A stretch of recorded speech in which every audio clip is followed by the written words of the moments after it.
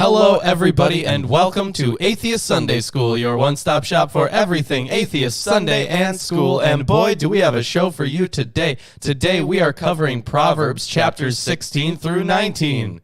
Yeah. Incredible synergy bonus. Yes, we are so good. We just got to add another thing, and it'll be great. Yeah, we could, I don't know, we could add something like, Shalom Aleichem, everybody. You could. Yeah. L'chaim. I saw a meme the other day of it was a rabbi throwing a Molotov cocktail, and it said L'chaim. Oh, great. That's wonderful. Yeah. Anyways, so yeah, we got a wonderful show coming up for you today. And the first thing that we have to do is, of course, it's the first Sunday of the month. And that means that our $10 and up patrons are entered into a monthly t-shirt giveaway. Yes, t-shirt giveaway. So you know what, Chris? How about you spin that wheel? Spinning. Yes, wheel is spinning. And we hear the ticker, which is... That's weird. We never had We that. usually don't, yeah. It's Alice. Ellis, you did it. You did it. Won random chance. Congratulations. You won at the game of the universe. Yes, that took a lot of skill, Ellis. It did.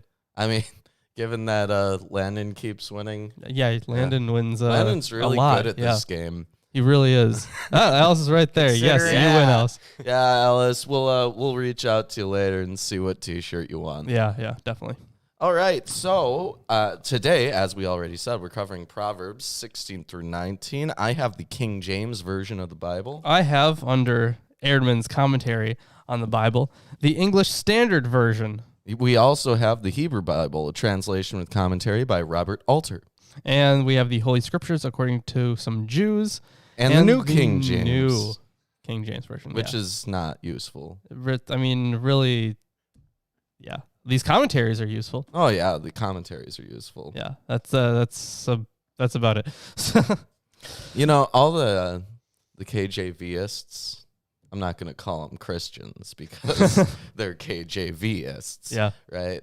I What wonder category?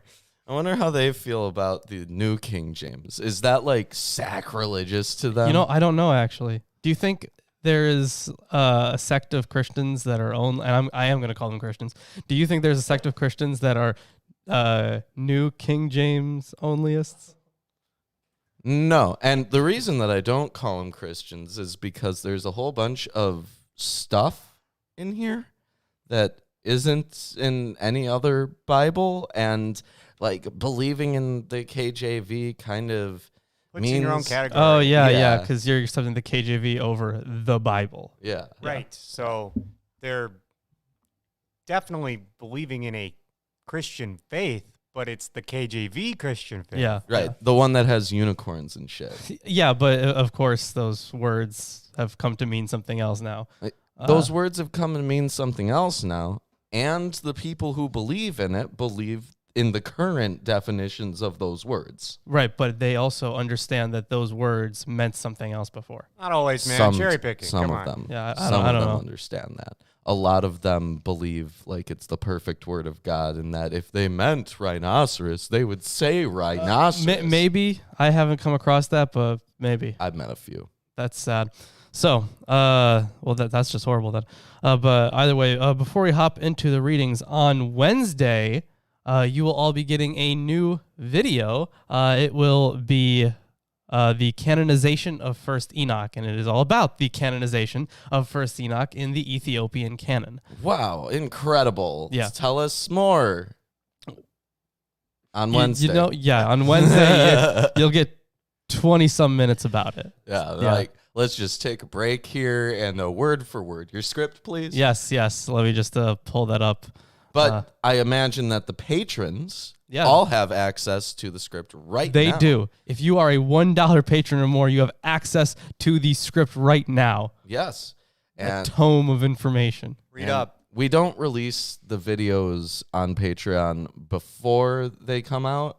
Like, we don't list them as private. Right, yeah, we do not do that. A lot of channels I've seen do that. I wonder if our patrons would like that. Yeah, I also wonder. We'll have to run a poll someday. Yeah.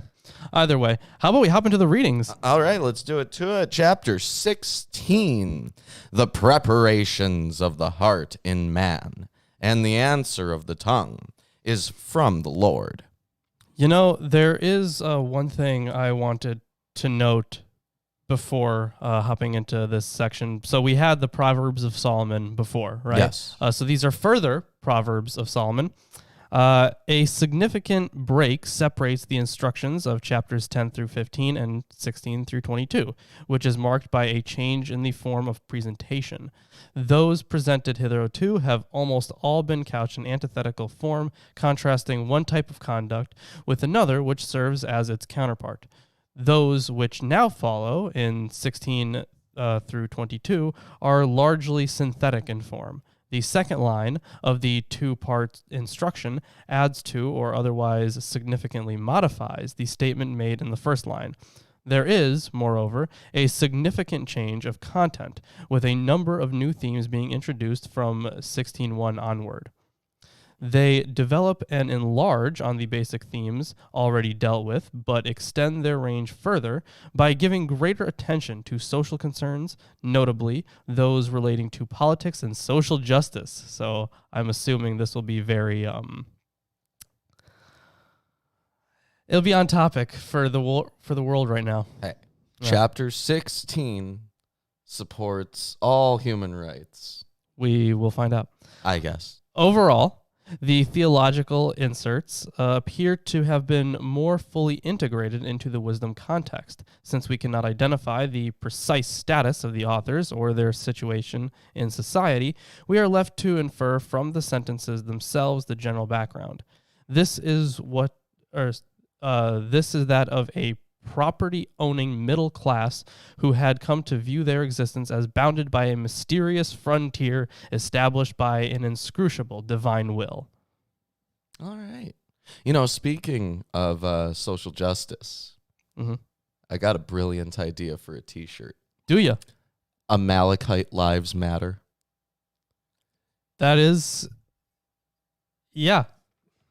We could do that for a lot of groups in the Bible. Oh, we let's be could, honest. but like Netanyahu, like he referred to Iran as the new Amalek. Oh, did he? Yeah. Ooh. Yeah. All right, then. Pretty More nasty. slurs.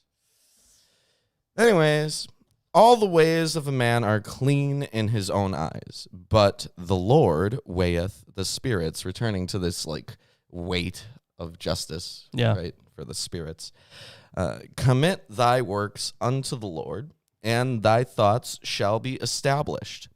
The Lord hath made all things for himself, yea, even the wicked for the day of evil. So there is some commentary here, and the translation's a little bit different. Each act of the Lord has its own end, even the wicked for an evil day. The commentary here in in Alter's translation and commentary says, reality may seem contradictory or disturbing, but God determines a purpose for all things, so that even the wicked, however outrageous their acts, are destined to come to a bad end, thus confirming the just system of divine purpose in all things. What So does the ESV say for verse 4 there? the Lord has made everything for its purpose, even the wicked, for the day of trouble. Okay. Yeah. So it is different from the KJV. Yes, it is definitely different than the KJV. Yeah, because if we were to understand the KJV reading, can you read that first part again? The Lord hath made all things for himself. Yeah, that's very different. Yeah, well, it would make it seem as if wickedness also pleases the Lord. Well, yeah, that. And Well, the yes, thing is, because everything he gets to punish them then. But either way, it's a In very part, yeah. like deterministic viewpoint. Definitely. I mean, we are going to have some deterministic viewpoints in here, but that is, at least from Alter's translation, not really part of that verse. Mhm. All right. So you KJVists out there get served. Every one that is proud in heart is an abomination to the Lord, though hand join in hand, he shall not be unpunished. So even if they're like part of the community of the righteous ones, they're still going to be punished because they're proud in their hearts. If so, the translation here: the Lord's loathing is every haughty man.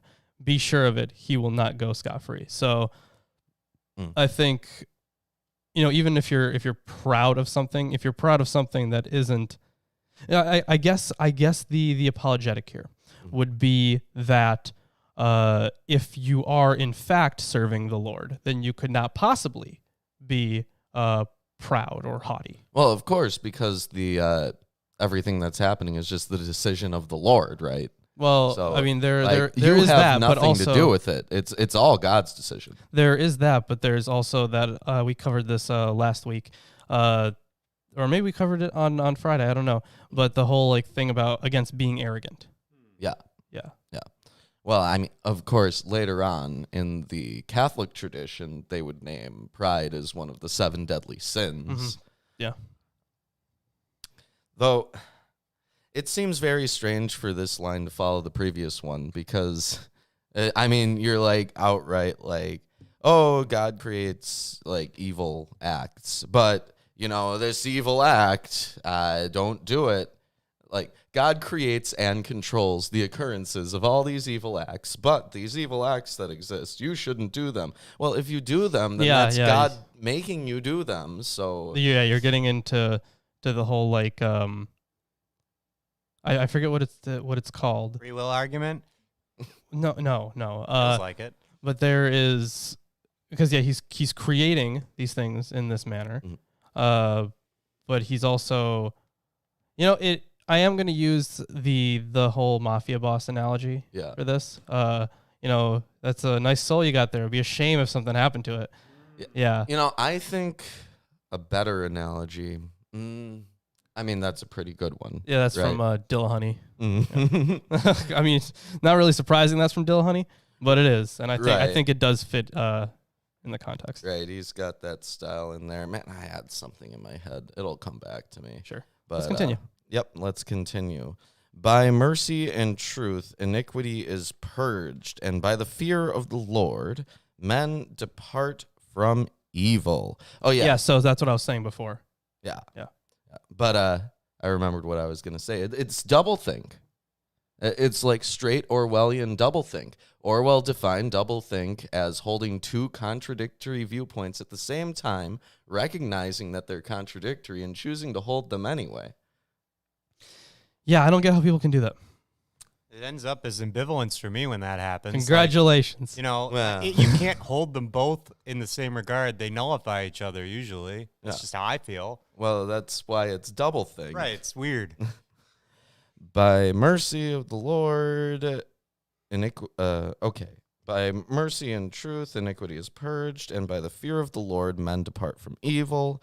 When a man's ways please the Lord, he maketh even his enemies to be at peace with him.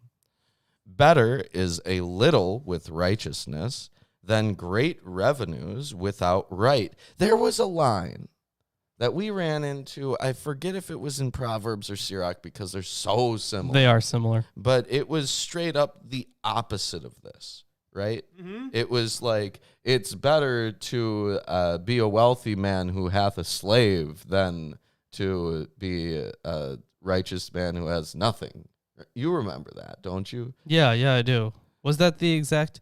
That was definitely Sirach's reading last time. Was it? Or the time before, but it was definitely Sirach. Huh. Yeah.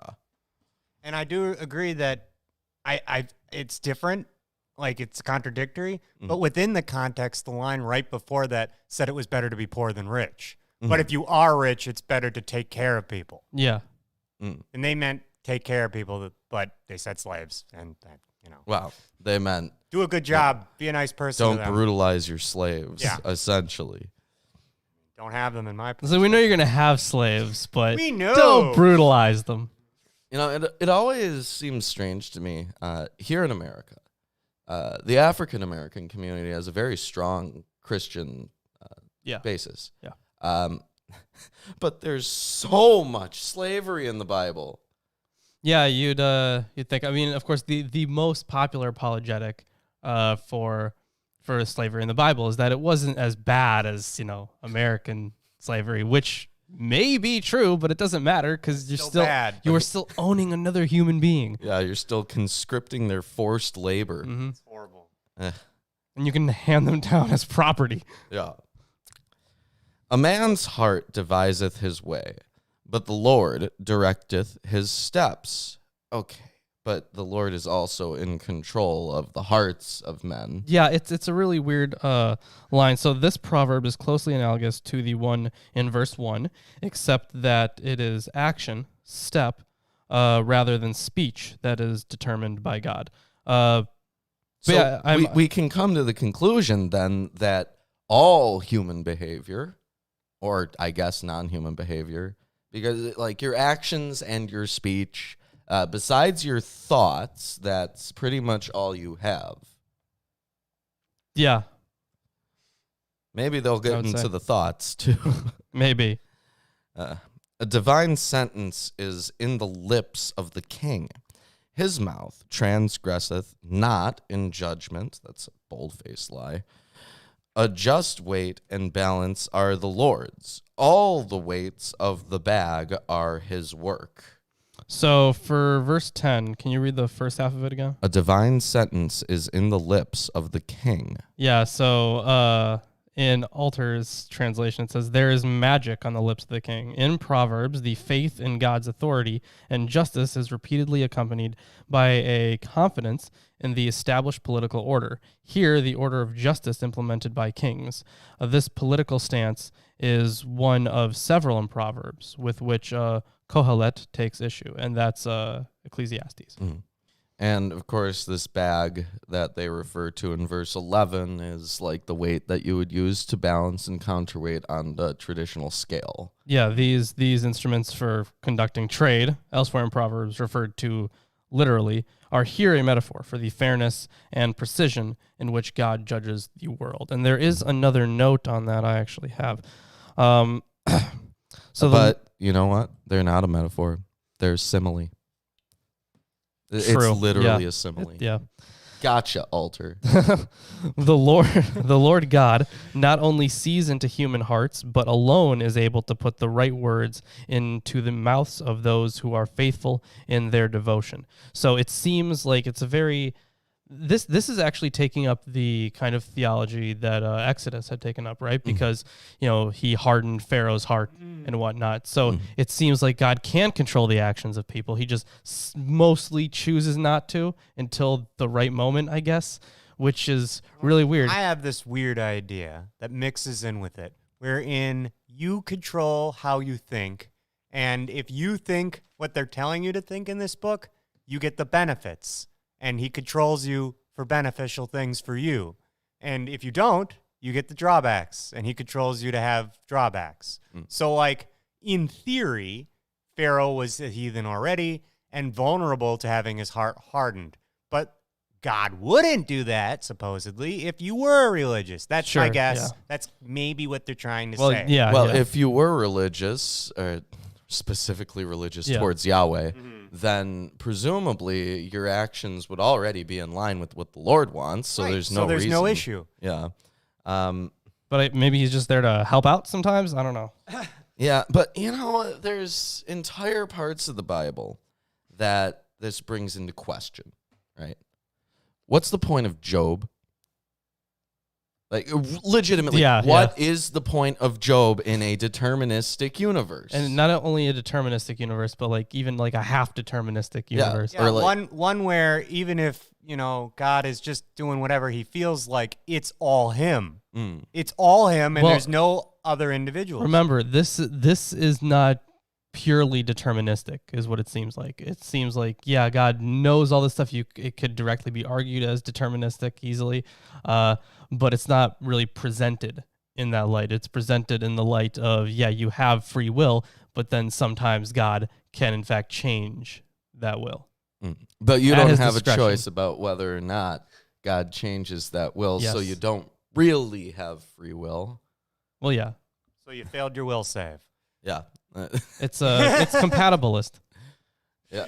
Well, Lawrence, you didn't All have a high these- enough wisdom and you failed it. All these libertarian free will Yeah. ideas, they're all failures, like continually. It's pretty bad. It is an abomination to kings to commit wickedness, for the throne is established by righteousness. Literally the first thing that happens when they're like, let's get a king. Yeah. They're like, it's not going to be righteous. It's going to be pretty bad. Yeah. Righteous lips are the delight of kings, and they love him that speaketh right, I'm sure, unless they're speaking right about the kings, in which case, off with their heads. The wrath of a king is as messengers of death, but a wise man will pacify it. It's kind of like, is that a callback to Exodus? The wrath of a king is as messengers of death, because it's the wrath of Pharaoh that calls the plagues down upon the land of Egypt, and the angels are messengers, the angel of death. Right, but that wasn't the king who did that. He's a king. I know that wasn't. Pharaoh king. No, that wasn't him who did that though. It happened to him and his country. Yeah, his actions are wrathful, and they imply. Oh, so brought They that kind of brought- death stuff. Yeah, Right, because the wrath of a king is as messengers of death. Right, so that's like essentially saying where X occurs, Y occurs. Yes. So I don't know if it exactly applies to that context, but you can make it apply there. Extrapolate. Or it's just that kings have an exorbitant amount of power, and their wrath, you'll die. Yeah, but I do wonder about the language there. What is the term that they use for messengers? Is it the same one? That Oh, I have no idea. There's no commentary on that. Alter's not like, hey, here's the Hebrew, bruh. No. Oof. In the light of the king's countenance is life, and his favor is as a cloud of the latter rain. But you know The what? spring rain. Oh, okay. Yeah. But you know what? There were some kings. Maybe not even kings, maybe emperors, but kings. And there were some righteous, godly people, like Second Maccabees, Sure. dealing with these kings. And their wisdom didn't seem to pacify those kings. Did not seem to help. I mean, actually, in Second Maccabees, it did help. Remember, because they converted. Who was it? Was it Antiochus that they converted, or Demetrius? I think it was. They converted one of them. Either way. But the greater note here on from Erdman's, the king as the guardian and patron of humanly administered justice is guided and inspired by God in passing judgment. Cross-reference Solomon's judicial wisdom. Although the claim assumes that the king possesses a prophet-like insight into human affairs, the assertion is essentially a commendation of royal responsibility for the administration of a just judicial order. How much better it is to get wisdom than gold, and to get understanding rather to be chosen than silver. And we've had that before. I find it ironic that this is supposed to be Solomon. That guy who had all that gold? Right. Yeah, that Where guy. silver was worthless? So he gets the wisdom, and after he has the wisdom, he's like, "Oh, this isn't good enough. I'll get some gold." Right? But after he has the gold, presumably at this point, he's like, "Gold's not great. Wisdom's great." Yeah, presumably this is Solomon. It's not. No, it's not. The highway of the upright is to depart from evil. He that keepeth his way preserveth his soul. Pride goeth before destruction, and a haughty spirit before a fall. Yeah, pride comes before the fall. Yeah. Yeah. I'm sure you've all heard that before. I'm sure every single person here has. Yeah. Better it is. Oh, you know what? That's a good way to summarize Dunning-Kruger. Pride comes before the fall. Yeah. Fly over their heads. There's a joke right there for you. We got original content here. OG. OC. Yep. So there's this highway of the upright and pride. Better it is to be of a humble spirit with the lowly than to divide the spoil with the proud. He that handleth a matter wisely shall find good, and whoso trusteth in the Lord, happy is he. The wise in heart shall be called prudent, and the sweetness of the lips increaseth learning. Understanding is a wellspring of life unto him that hath it, but the instruction of fools is folly. So here we return back to that theme of like two parallel statements that are like, here's a good thing, here's a bad thing. Yeah. Very Proverbs-y. The heart of the wise teacheth his mouth, and addeth learning to his lips. Pleasant words are as a honeycomb, sweet to the soul, and health to the bones. There is a way that seemeth right unto a man, but the end thereof are the ways of death. We saw that before. I think it was after the Torah. They were like they did what seemed right unto them, which is bad. This verse is identical with 14:12. Oh, yeah. Yeah. Apparently that verse 25.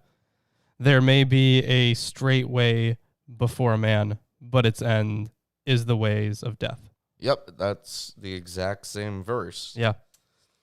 Great. They're repeating themselves now. He that laboreth, laboreth for himself, for his mouth craveth it of him. So there is actually a good bit of commentary here from Alter. The toiler's self toils away. This proverb is a little cryptic. Some interpreters understand self, nefesh, in the sense of appetite, and then construe mouth in the second verse set as a metonym, or metonymy, I don't know, for hunger. That is, the laborer is driven to toil by his own hunger. This translation construes the second half of the line as a reference to an injudicious speech, because the worker has involved himself in debt by making an indiscreet commitment. He is obliged to labor in order to pay what he owes. This understanding would set this verse in contrast to the celebration of wise speech in verses 23 and 24. All right. An ungodly man diggeth up evil, and in his lips there is as a burning fire. A froward man soweth strife, and a whisperer separateth chief friends. A violent man enticeth his neighbor, and leadeth him into the way that is not good. He shutteth his eyes to devise froward things. Moving his lips, he bringeth evil to pass. Rude.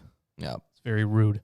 The hoary head is a crown of glory, if it be found in the way of righteousness. So Ultra's translation is interesting. Gray hair is a crown of splendor, through righteousness attained. So and then on the through righteousness, I'm kind of surprised that he had no commentary on the gray hair part. But I'm guessing that just means, you're old and wise and stuff. Well, of course, the elders. Yeah, exactly. Gray-haired. Yeah. Then through righteousness, the Hebrew says through the way of righteousness. The way has been dropped from the translation to avoid cumbersomeness, since it is in any case clearly implied. Okay. Well, I'm glad that he notes that. Yeah.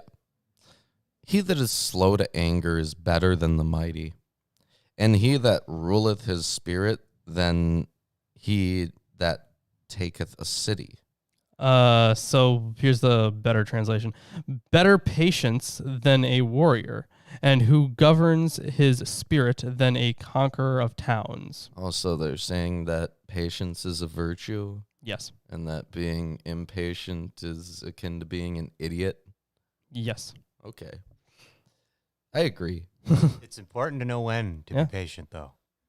Yeah, well. And just be patient and figure it out. Yeah, when there's a speeding car coming right at you. Be patient. Be patient. It'll get there. The lot is cast into the lap, but the whole disposing thereof is the Lord. So there's of the Lord. Yeah, there's a little bit about the sacred lot. Yes. If I can find it, I think I can. So the sacred lot by which the priest could adjudicate difficult legal cases, cross-reference Deuteronomy 17:8-13, expressed the decision of God. So that's how they would come across the decision of God. All right. Yeah. Well, that's the end of chapter 16. If you're enjoying the stream so far, like, comment, subscribe, share it around, do what you got to do, and we'll have a party. Yeah, we will have a party. And we're having a party right now. You know what? We enjoy engaging with the people. We enjoy it when the people engage with the people. Do it. So yeah, not in that way. I love you all. Anyway. All right, so how about we hop right into chapter 17? Yes, let's do that. Okay. Chapter 17. So there's before you get into it, there's a bit Eerdmans here. I'm not sure exactly where to put this in because there's no reference. Sure. But I guess I'll just do it now at the beginning. It says, it is salutary to reflect how repeatedly the teachers of wisdom place only relative importance on the values of kinship and the support of the extended family. Features which extensively colored the thinking and actions of most ancient as well as many modern societies. They preferred instead to lay emphasis on the virtues of good neighborliness, industriousness in work, and honesty and trustworthiness in dealing with other people. These, they contend, are the virtues which ultimately prevail in life. Kinship and family ties could lead to nepotism, undue reliance on accumulated wealth, and a temptation to laziness. More insidiously, it could lead to attempts to subvert the implementation of justice through the exercise of family influence. Yeah, and you know what? You can't really disagree with that. No, I don't disagree with that. We definitely, to this day, have a problem with inheritance. Yeah, we do. Yeah. All right, let's continue. Better is a dry morsel with quiet than a house full of feasting with strife. Feasting is literally sacrifice, which is to say choice cuts left over from sacrifices. Okay, so it's better to have nothing but peace than to have this whole exorbitant feast with a bunch of anger between everybody. Yeah. A servant who deals wisely will rule over a son who acts shamefully and will share the inheritance as one of the brothers. This declaration does not necessarily reflect social or economic reality, but is better understood as a kind of hyperbole. Cleverness trumps heredity if the heir in question is a fool or a scoundrel. Scoundrel! The crucible is for silver, and the furnace is for gold, and the Lord tests hearts. An evildoer listens to wicked lips, and a liar gives ear to a mischievous tongue. Whoever mocks the poor insults his maker. He who is glad at calamity will not go unpunished. He who mocks the poor insults his maker. Who rejoices in ruin will not go scot-free. Yeah, pretty much the same thing. It says, on the basis of the phrase used here, rejoices in ruin, sameach le'ed, modern Hebrew has appropriately adopted simcha le'ed as its term for schadenfreude. Grandchildren are the crown of the aged, and the glory of children is their fathers. Maybe to this guy. But yeah, that definitely, at least, for how we grew up, that definitely speaks, because I'm sure, your grandparents always asking about grandchildren and stuff. Oh, yeah. Yeah. Happened with me a lot Nonsense. too. Yeah. Either way. Of course, they have to be from a good Jewish girl, Yes, because otherwise... Otherwise, you'll be tearing your whole family apart, Lawrence. You'll be breaking your mother's heart. Look at you, killing your poor mother. Fine speech is not becoming to a fool. Still less is false speech to a prince. A bribe is like a magic stone in the eyes of the one who gives it. Wherever he turns, he prospers. So yeah, basically, you'll get what you want if you give people money. So, Yeah. accurate. I mean, yeah. Some Corruption. interpreters claim, on tenuous contextual grounds, that the Hebrew noun means magic stone. The more likely meaning is that the bribe, like a precious stone, provides a person a resource that opens doors for him. In any case, the resource is in the eyes of the briber, and hence the prospering is not a stated fact, but what this person imagines. No, that's not what it is at all. Magic Stone is a level 1 spell. Right. Are they like, well, the secret to creating the Philosopher's Stone, how else did we get all that gold for the temple, and where do you think it went? Bribery. And well, we paid for it. Transmutation. Also, By the yes. way, speaking of alchemy, Yeah. as soon as we can get materials because of the lockdown and everything, we're going to be doing the alchemy because we met our donation drive for Yes, the we did. $666 to try and transmute some mineral into some other mineral, or metal into some other metal, or whatever. We want to get gold. Yeah, we want to get gold from lead, hopefully. Ideally. Yeah. But we currently have another donation drive going on. Once we hit $666 in donations, we will be getting an e-meter, like a Scientologist thetan meter. Yeah. We're going to see who's the most clear. We're going to take it apart. We're going to show you how it works. And maybe we can get rid of like some Scientology, right? Maybe people will see the video, be like, okay, it's bullshit. And then they'll be like, done with Scientology. Well, but how close are we to that donation goal? Definitely not very. We are about 50. We're at $50 pretty much. Yeah.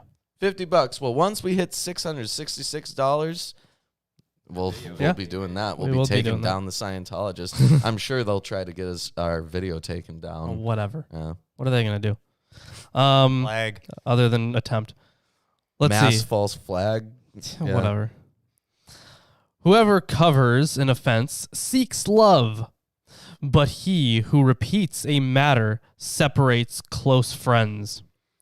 A rebuke goes deeper into a man of understanding than 100 blows into a fool. Ooh. Yeah.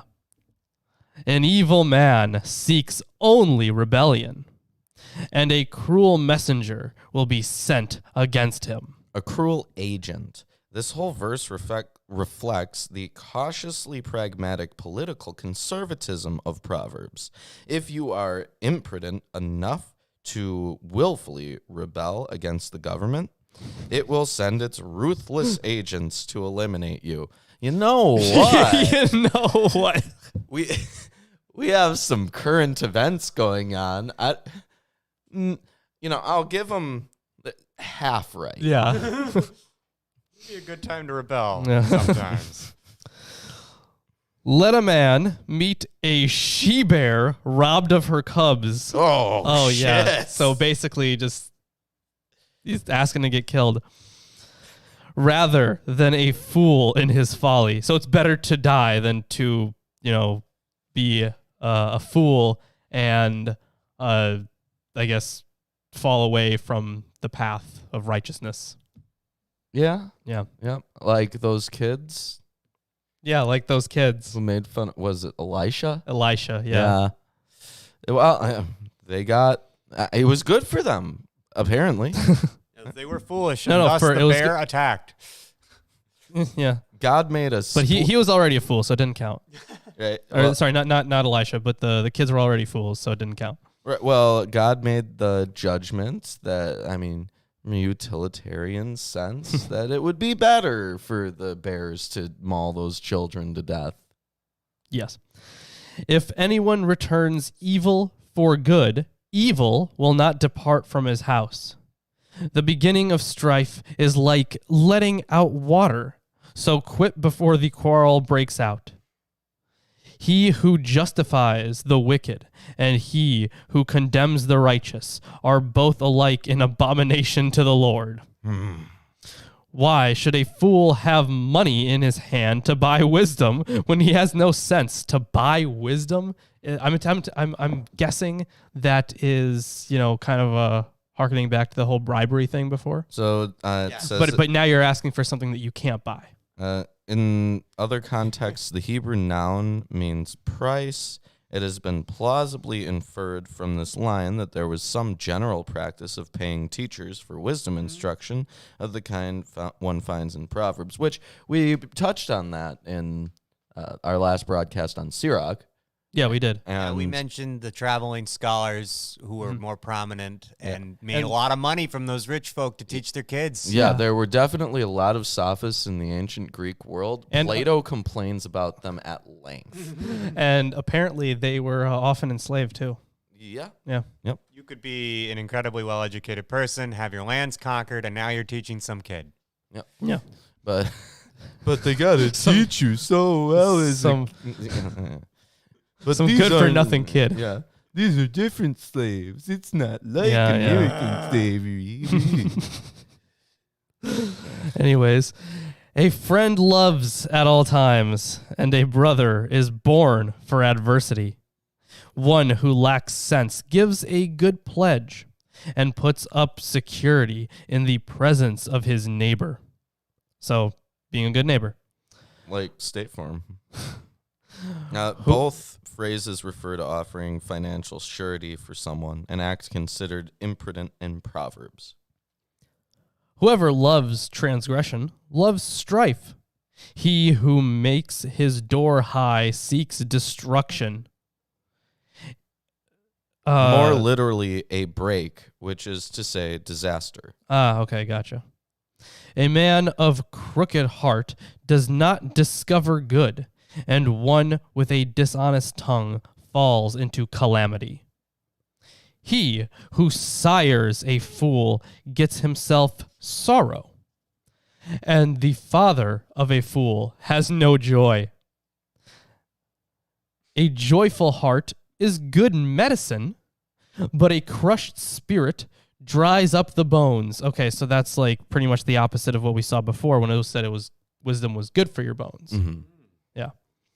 The wicked accepts a bribe in secret to pervert the ways of justice. Sometimes now you could argue that the wicked accept bribes just out in front for everybody to see. Mm-hmm. Tell me when you get to verse 26. Okay. Or at the end of it. Sure. The discerning sets his face toward wisdom, but the eyes of a fool are on the ends of the earth. A foolish son is a grief to his father and bitterness to her who bore him. So yeah, just hating your kids if they're fools. Mm-hmm. To impose a fine on a righteous man is not good, nor to strike the noble for their uprightness.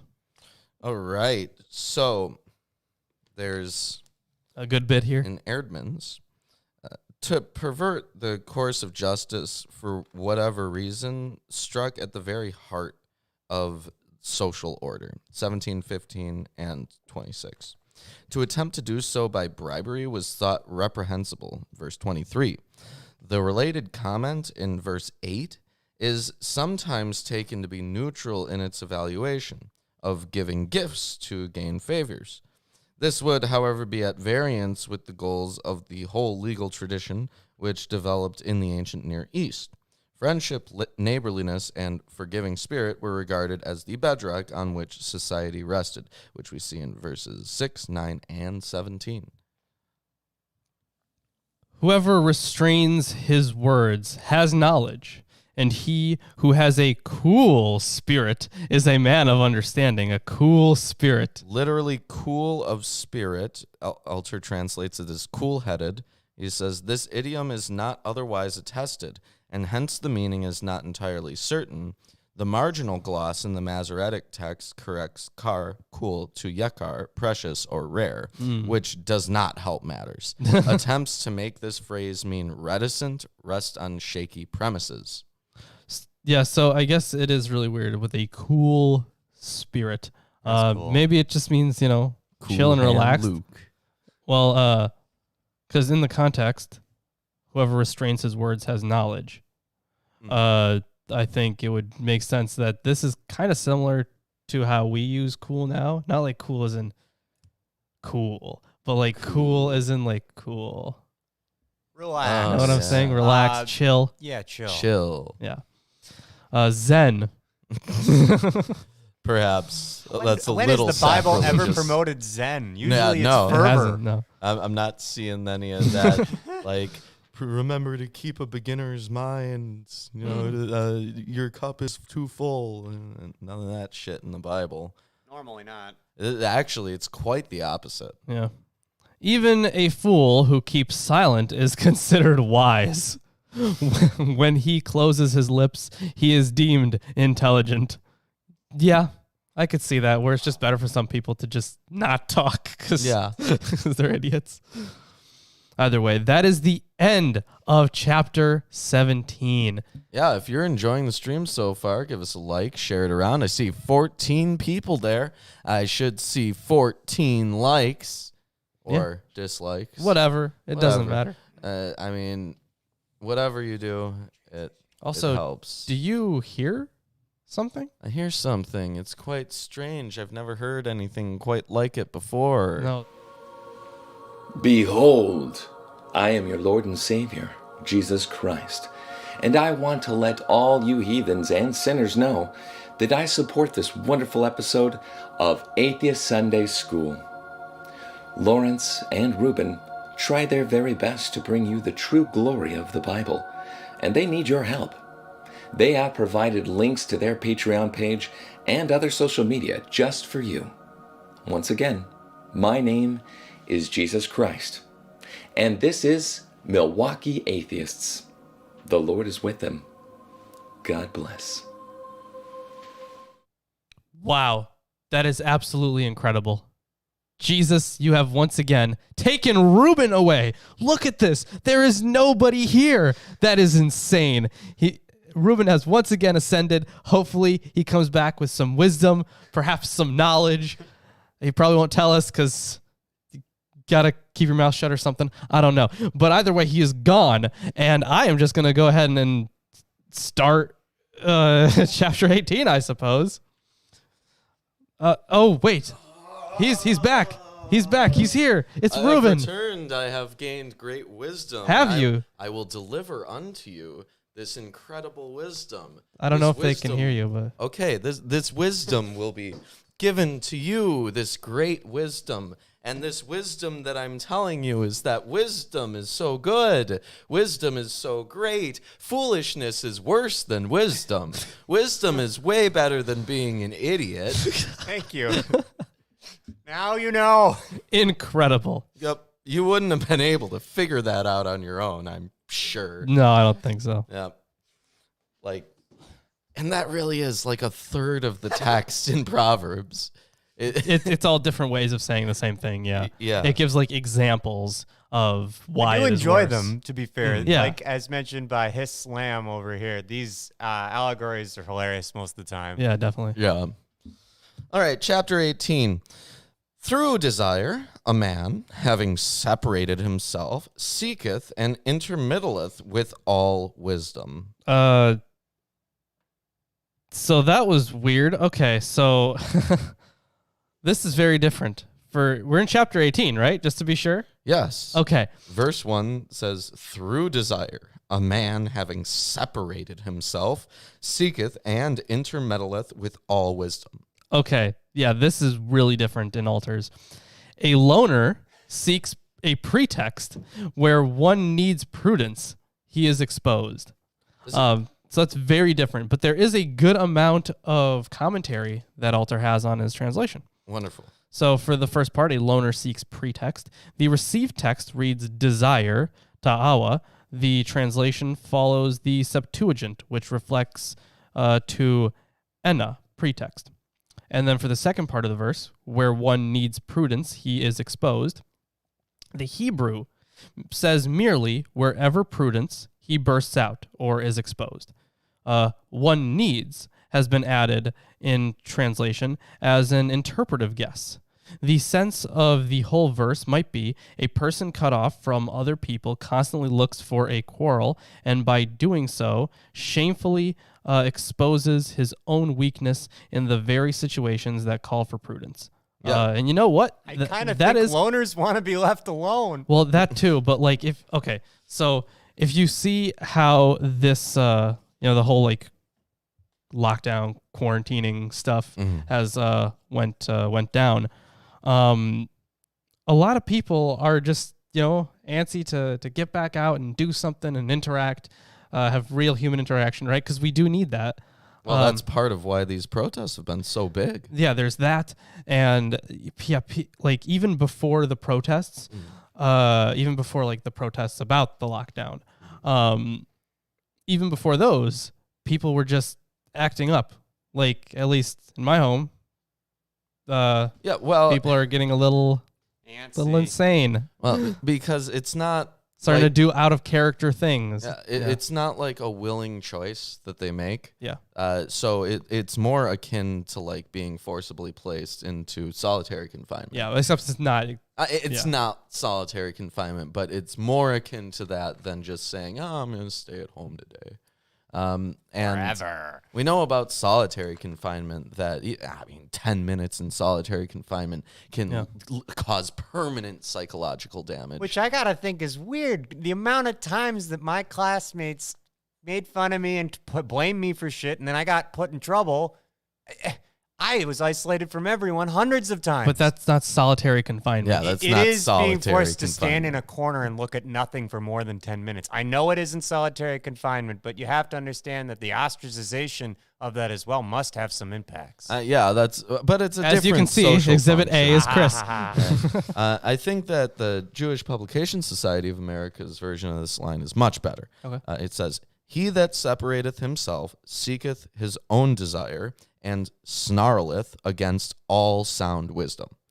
That's a lot more straightforward. I'm still very confused on where wisdom is coming from in general in these translations, because even Alter doesn't even note that there is a translation there that says wisdom. What about the ESV? Let's see. Whoever isolates himself seeks his own desire. He breaks out against all sound judgment. Sounds like wisdom to me. I mean, sure, but like, because we had before, like, I guess that's the prudence translation, I'm guessing. Yeah. All right. Either way. Strange. "A fool hath no delight in understanding, but that his heart may discover itself.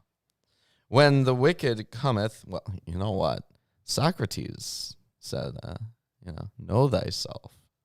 Right? Yeah. That was like the wise man knows himself. Yeah. Right.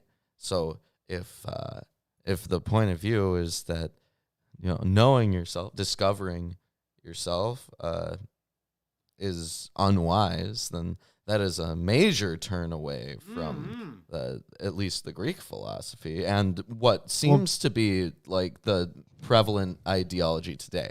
So maybe this translation is a little bit better. A fool does not care for discerning, but for exposing his inner thoughts. And the note here, at least for the first part of the verse, this proverb on the lack of discretion is paired thematically with the preceding proverb. There are several such pairings in this chapter. So yeah, I think it's more like you're not really thinking about what you say, so you just blurt it out. Yeah. Like what I do on this show all the time. Yes. You fool! You fell for one of the classic blunders. You activated my trap card. Yeah, that was an example. Right. When the wicked cometh, then cometh also contempt, and with ignominy reproach. The words of a man's mouth are as deep waters, and the wellspring of wisdom as a flowing brook. It is not good to accept the person of the wicked, to overthrow the righteous in judgment. A fool's lips enter into contention, and his mouth calleth for strokes. Strokes. What do they mean by strokes? And his mouth calls out for blows. Oh, okay. Like So getting hit by a cane is a stroke or a lashing. yeah. So this is like, it's not wise to randomly attack people. Yeah. It's also not wise to call for people to be attacked. Yes. Though one would think that the entire legal system that they had, what with the stoning people to death, inherently includes calling for people to be attacked. And I presume that it would be the elders who deliver judgment, or a king who delivers judgment. And how many times have they declared war? Well, a lot, definitely. But maybe the context of who they're talking about, this theoretical person that is being, hit, or this theoretical person that is quarreling with this fool. I'm guessing that person is meant to be righteous, because we had the verse before, right? About like not overthrowing the righteous. Yeah, but I mean, it doesn't seem something that is necessarily only something that fools would do, because we have wise characters throughout the books who call for violence against different people.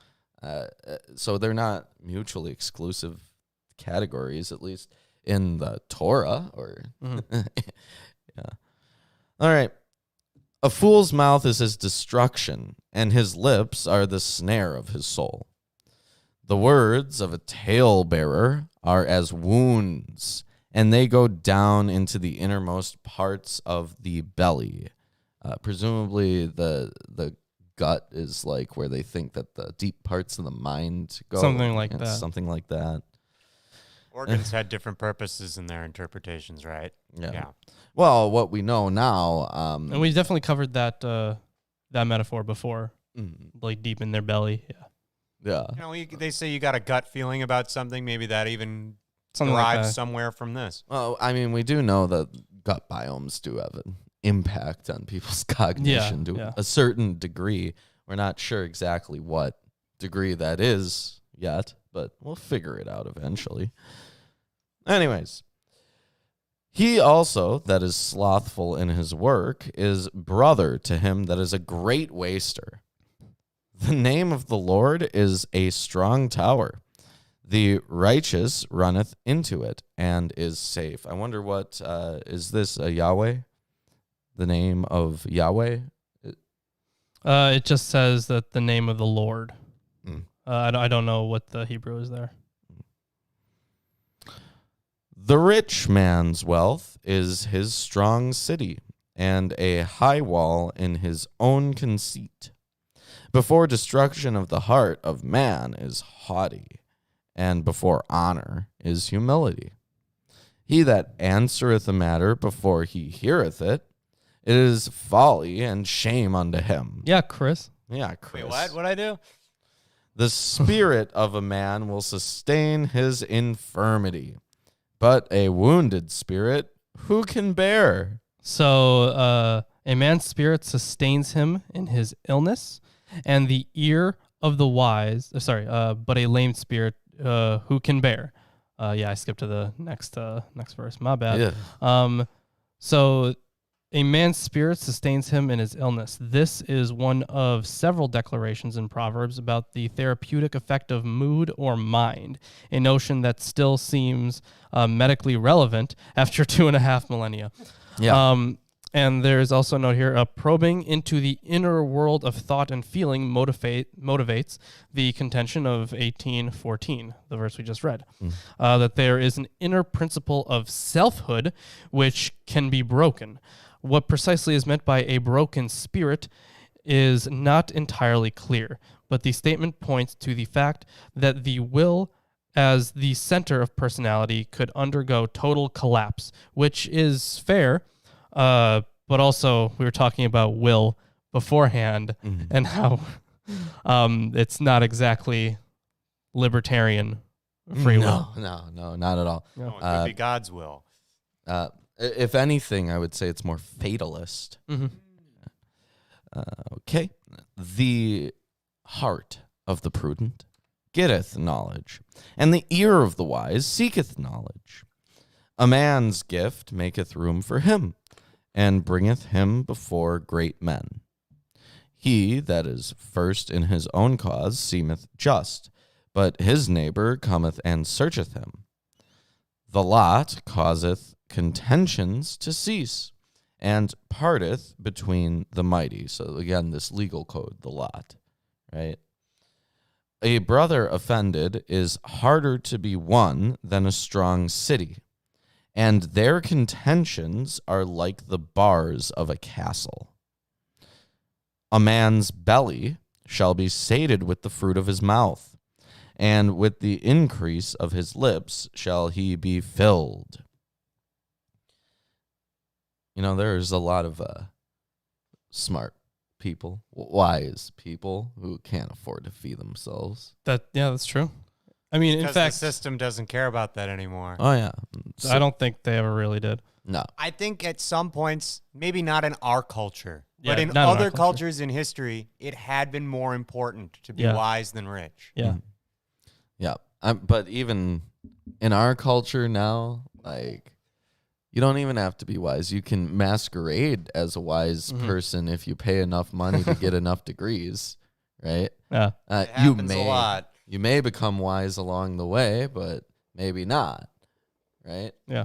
Actually, if we look at You could just be universities- a charlatan the whole time. Yeah, I forget what critical thinking measure that they did, but there was some study I read where they took a longitudinal study. They took students going into university and tested them for their critical thinking, and then they tested them after graduation, and they found an improvement on average of 1%. Wow. 0.1%. Yeah, so 0.25% per year, if you consider the whole education, right? Yeah, sure, yeah. Nothing. yeah, nothing. Which is because we're not really teaching, we're teaching students things, important information for their field, but unless they go out of their way to take, classes on critical reasoning or something. There aren't even that many, and none of them are necessarily required unless Well, you're yeah, going none of into them a are field required, that I don't requires think it. Yeah, you might take a logic class. Yeah. Maybe, but that's a maybe. Yeah. You could take like an easy stats class instead. That's what I chose to do. Was it easy? It was tedious, but yeah, it was pretty easy. Sounds like stats. Did they make you calculate standard deviation by hand? All the time. Ugh, that's ridiculous. You don't have to do that. There's computers for that. Yeah, there's I mean, literally computer programs for that. I mean, we had a calculator and all, but yeah, we did have to also drive by hand initially. That's ridiculous. Because it's just so we could learn, like the method, like why does the equation work? Yes. Thank you, Ellis, for the 666 donation. That's getting us closer to that thetan meter goal that we're working on. It is, and I forgot my pencil. Nice. Incredible even. Yep. That was like a sword catch. Yes. Got him. All right, let me finish off this chapter basically at the end here. A man's belly shall be sated with the fruit of his mouth, and with the increase of his lips shall he be filled. Death and life are in the power of the tongue, and they that love it shall eat the fruit thereof. So there is a note here on verse 21. The emphasis upon using speech as a guide to a person's character and intentions is brought out in verse 21, where the ultimate issues of life and death are held to lie in the power of the tongue. Clearly, this is an element of hyperbole. Clearly, there is an element of hyperbole in this, although it evidently did not exclude an awareness that evil talk could literally lead to death. Yeah, I mean, if you say, go F yourself to a police who's holding a gun to your head, ooh, I don't know, that might be a death sentence. Yeah. Oh, man, this line. Whoso findeth a wife findeth a good thing and obtaineth favor of the Lord. What a valuable object. Yeah. The poor useth entreaties, but the rich answereth roughly. A man that hath friends must show himself friendly, and there is a friend that sticketh closer than a brother. I mean, that last one makes sense. But yeah, the who finds a wife finds a good thing and wins favor from the Lord. Come on, Bible. Oof, that's the end of chapter 18. If you're enjoying the stream so far, like it, share it. Subscribe if you haven't. Yeah. Worship at the foot of our altar that you set up. Yes, our Robert our altar. Yeah, our Robert altar. Altar. Yeah. Behold. Our Robert altar. Yes. Should have named him Robert. Oh, we should have. Yeah. Too late. Gotta. It's ball. Well, there's another bull too, right? At not the first time, but the second time they make two. Yeah. Yeah. Okay, so yeah, we can in fact get another bull. Yeah, we could have a Robert altar. Yeah. So either way, chapter 19.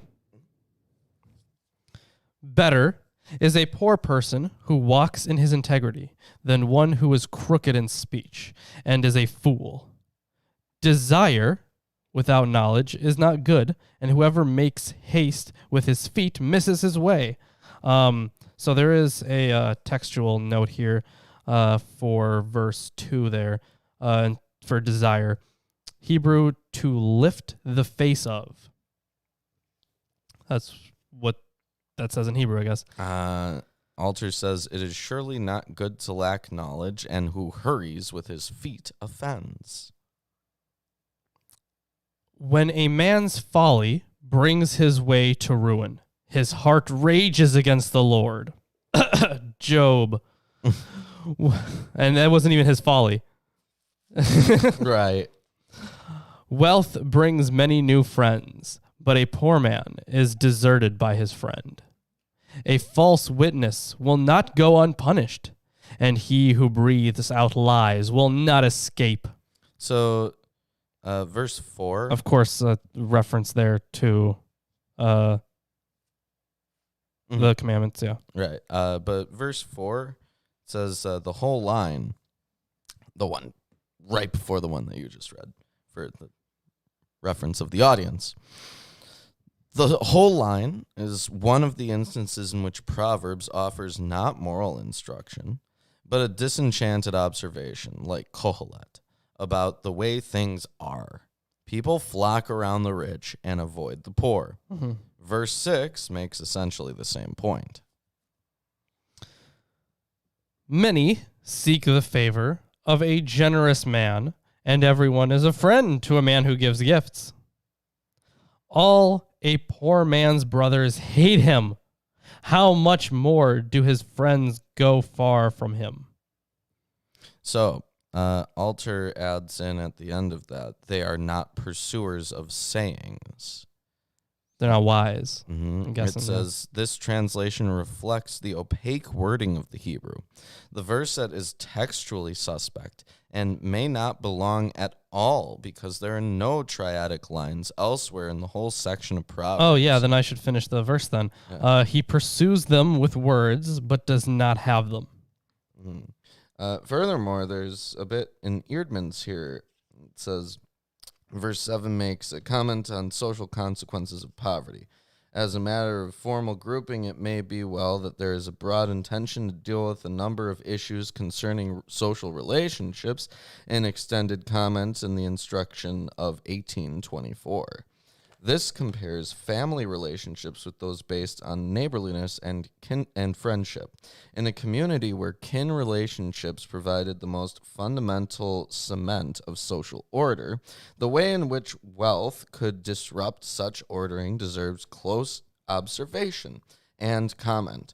It remains unclear whether any particular prescriptive or admonitory intention lies behind such comments. In general, the situation of the author and potential reader of such sentences appears to be that of someone standing on a middle ground to which neither of the extremes of wealth or poverty strictly applies. Which, of course, if you were Solomon's children, that would not be the case. Whoever gets sense loves his own soul. He who keeps understanding will discover good. A false witness will not go unpunished, and he who breathes out lies will perish. So This yeah, is the same thing as in verse 5. Yep. So literally the exact same verse. Yep. Maybe it's there for poetry or song. It might be a poetry thing. Yeah. Is it broken up into different... No? No? Okay. It is not fitting for a fool to live in luxury, much less for a slave to rule over princes. Oof. A wise person knows how to manage pleasure judiciously, but a fool will choose harmful pleasures or pursue pleasure to excess.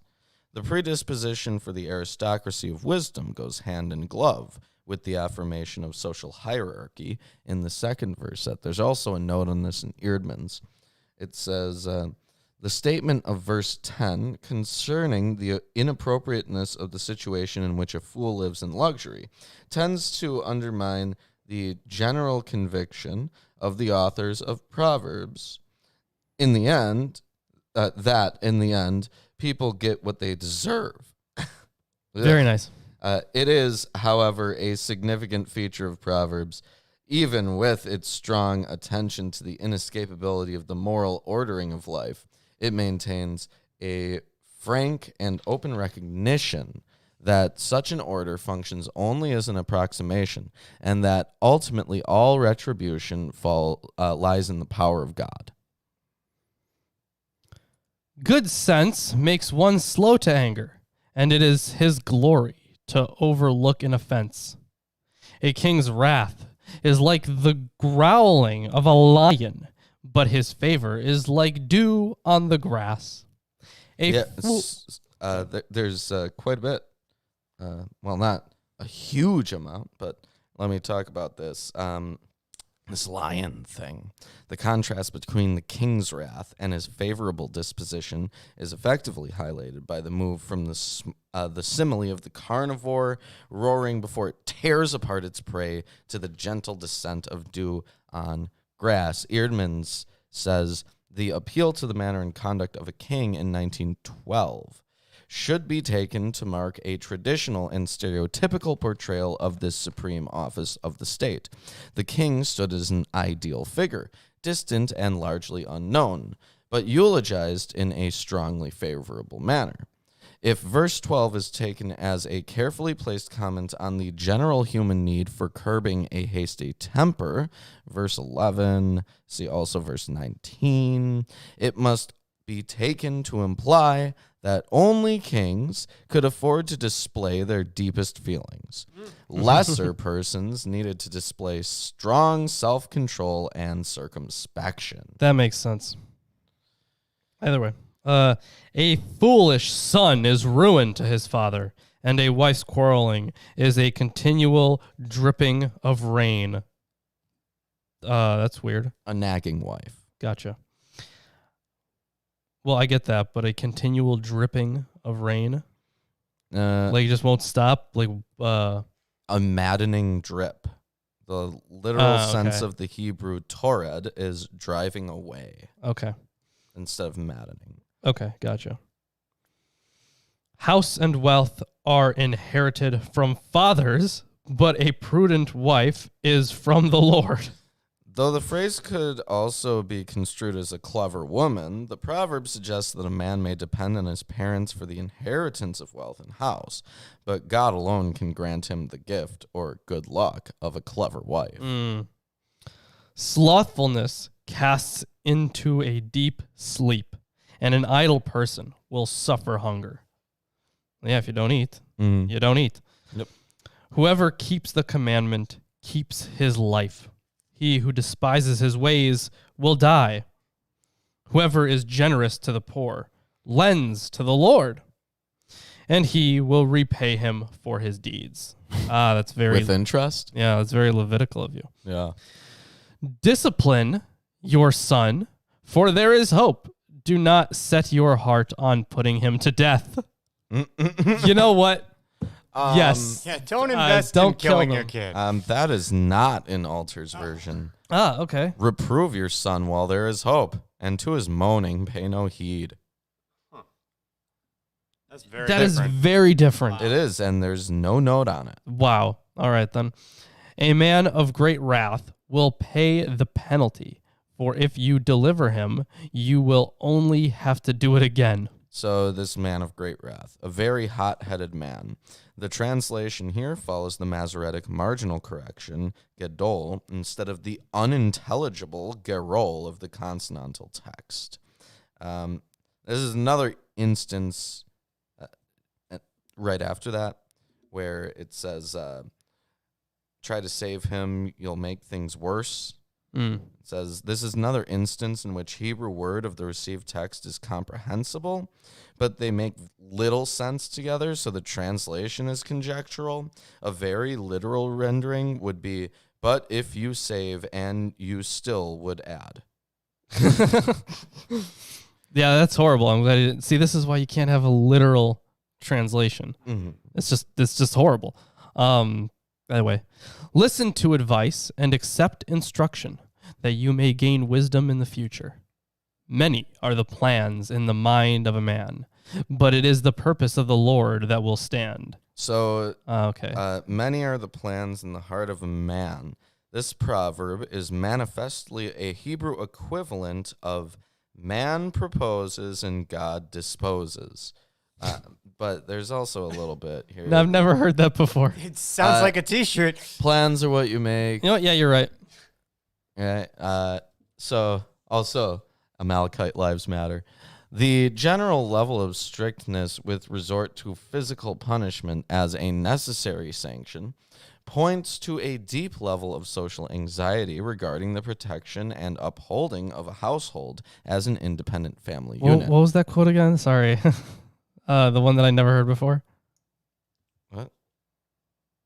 Yeah, I think I just said it would be good for, or Chris said it would be good for a T-shirt. Yeah, it was the thing about God disposes, something Yeah. like that. Yeah, Man yeah, proposes. It's the man proposes, God disposes. man proposes and God disposes. And Yeah. It's good. But it says, the general level of strictness with resort to physical punishment as a necessary sanction points to a deep level of social anxiety regarding the protection and upholding of a household as an independent family unit. See verses 13 and 26. The presumption is that such a household is usually a small farm estate in which consistent hard work was essential for survival. See verses 15 and 24. Also 20, verse 4 and verse 13. We'll get to that. Yep. Even so, cautious and humble submissiveness to the ultimately unknowable will of God was necessary. Although how you submit to an unknown will. But you do. Yep. What is desired in a man is steadfast love, and a poor man is better than a liar. The fear... What was that verse 22? That was 22. A man's desire is his own lack, and better a poor man than a liar. Well, that first one's weird. Yeah, it says the Masoretic text reads his own kindness, chesed. The translation here adopts an emendation proposed by Tursinai. Torsenai, yeah. Tursinai. Cheser, lack. Mindful that there are many scribal confusions between the letter resh and the similar-looking dalet, I am not really quite sure about that, right? You have the resh, which has a curved thing, and then you have the dalet, which is two straight lines. Well, if you were writing fast enough, maybe. I definitely have seen, L's, capital L's be misplaced with capital I's. Mm-hmm. And vice versa when they have different texts. And obviously, you have to think about the fonts, too. Yeah. And then the frequency of use and how sloppy they are. Yeah. Yeah, but this is handwriting. Right. And I mean, it's that the reason So just why, their handwriting, yeah. The reason why I would find it strange is because it's literally one is a two-stroke character and one is a one-stroke character. Right, but maybe they just started doing one as one stroke, yeah. Mm-hmm. Yeah. I mean, you So- would It could have happen. to, like, it would be pretty difficult. I don't know, man. Moving on. Okay. Let's see. Where was I? Verse 22. I just is finished verse what 22, you yeah. finished, yeah. The fear of the Lord leads to life, and whoever has it rests satisfied. He will not be visited by harm. Again, the Hebrew is rather cryptic of this verse, and the translation is an interpretive guess. Fantastic. The sluggard buries his hand in the dish and will not even bring it back to his mouth. In this proverb, one sees a satiric and hyperbolic relation between the first verse and the second. The reader initially wonders why the sluggard hides his hand, or literally buries it in the dish, and then discovers he's too lazy to lift it up to his mouth. Yeah. The hyperbole in this way conveys the reiterated point that a lazy person fails to provide for his own basic needs. Yes, and so then when we were talking about hunger before, Yeah. and how like they're just too lazy to feed themselves.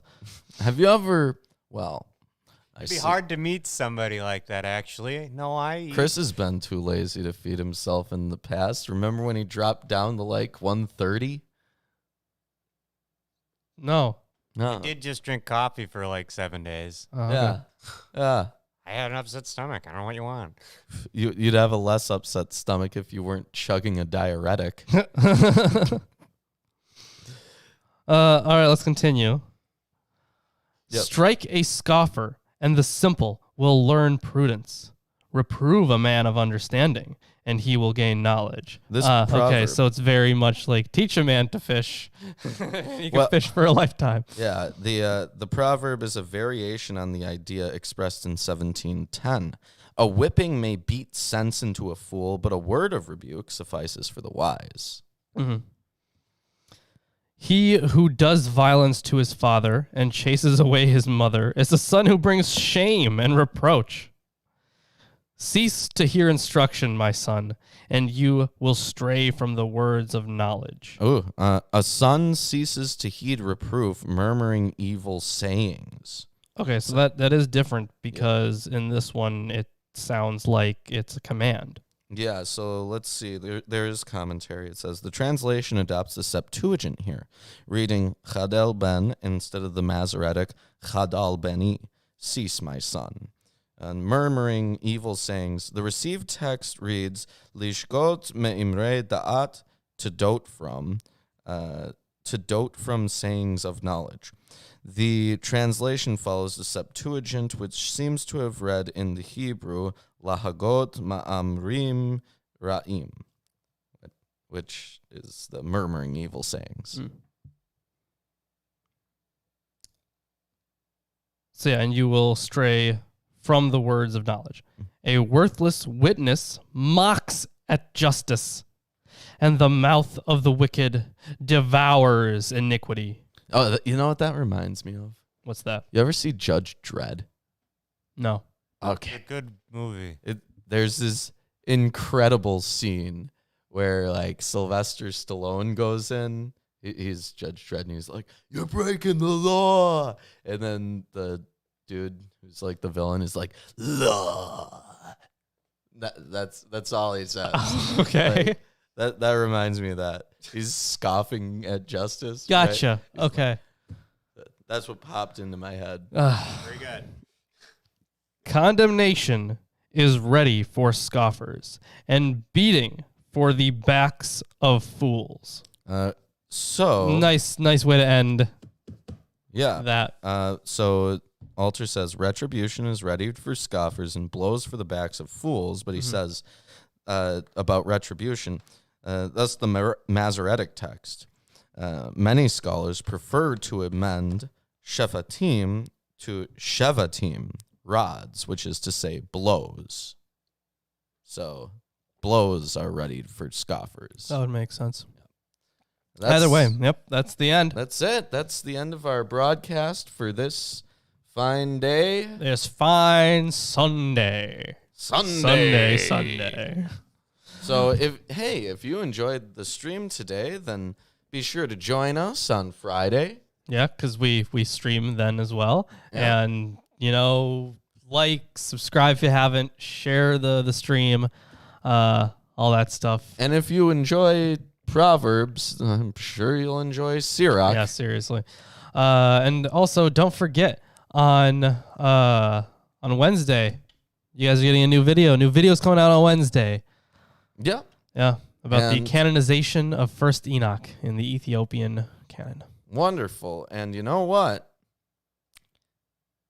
We are more than halfway done with Proverbs. Proverbs is only 31 chapters long. And we are going to start with 20 next week. Yeah.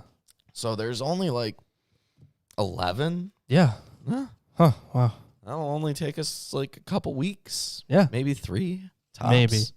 But we'll still be doing Sirach on Fridays. It's a lot longer. We'll be doing that until the Hermenia translation of Jubilees comes out. Yep. Or almost until then. Yeah. It really depends on how fast it gets here. Yeah. And hopefully they don't just mysteriously cancel. Yeah. That was really annoying when they just randomly canceled my order. That book still is not here yet. You know what? I was on Twitter and I saw that Tim Pool tweeted out that a lot of stuff that he's been ordering is just disappearing, and asked if anyone else has been noticing that. And a lot of people were commenting that their orders just seem to be canceled or gone. Yeah. Very strange. Yeah. Wonder what's going on there. Symptom of the times. Yeah, I mean, I'm sure they're, flooded with orders and stuff. Yeah. Yeah. Either way. So thanks everyone for joining us. I don't think we have any other announcements or things to say. Shilling, that's right. Yeah, we have a Patreon, and we have a Teespring, and we have an Amazon wish list. And you can get a lot of cool rewards on Patreon. You can get access to video scripts, including the one I just posted yesterday on there for the video that is coming out on Wednesday, the canonization of First Enoch. You will be entered into a t-shirt giveaway if you are a $10 patron or above. Which this week we just had. Yeah, Alice won that one, yeah. Let's see, what else we got going on? You could be on this show, you could be on our Friday show, on really any weekly live stream we do. And part of our monthly hangouts as well. Yes.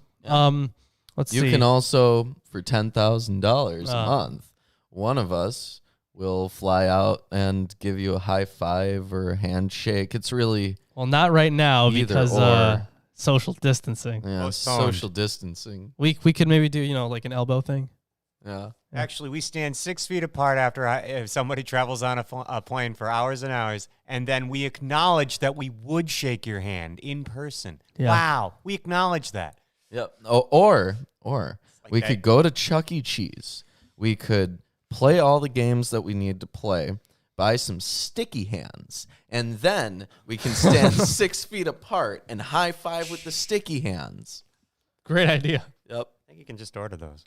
No, that takes all of the fun out of it. We could alternatively just go to Chuck E. Cheese. Yeah. No, that'd be weird.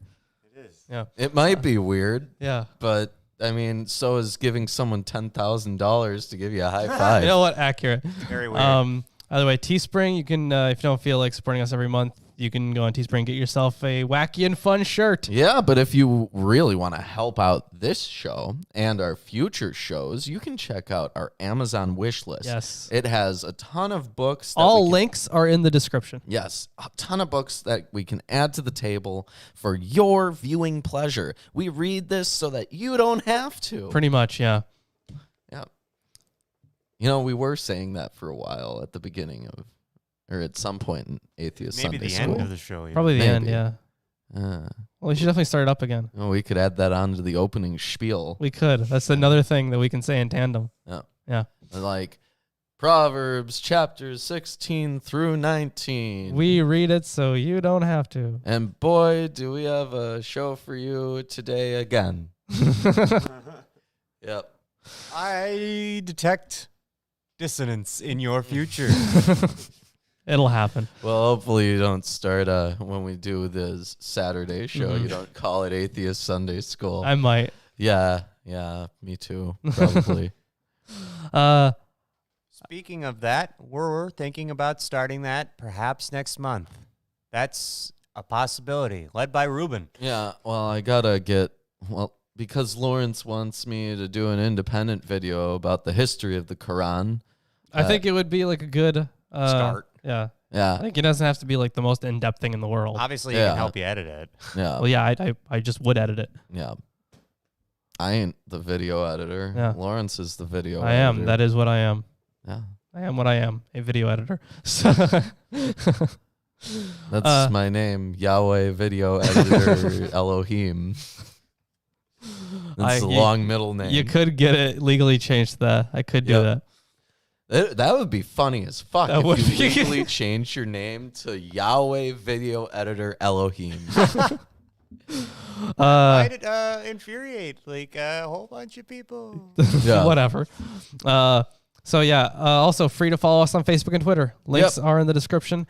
And until Friday, I suppose, and until we get a new thing up here. We'll see you on Sunday, but also Friday. We will We'll see you on the weekend. eventually.